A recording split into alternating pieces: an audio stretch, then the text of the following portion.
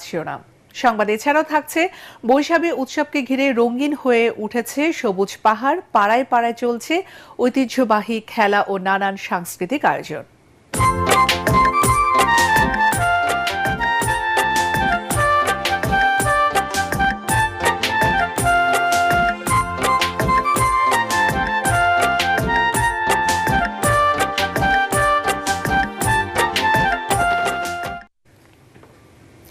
মঙ্গল শোভাযাত্রার নাম বদলে হলেও বর্ষবরণ আনন্দ শোভাযাত্রা।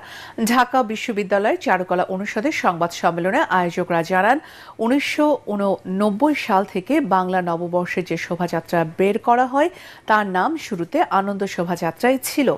ফ্যান্সিবাদদের অবসানের পর নতুন দিনের প্রত্যাশায় এবার আরও বৈচিত্র্যময় নববর্ষ উদযাপনের প্রস্তুতিও শেষ পর্যায়ে বলে জানান ঢাকা বিশ্ববিদ্যালয়ের উপাচার্য অধ্যাপক নিয়াজ আহমেদ খান। রিপোর্ট করছেন আদ্দিন।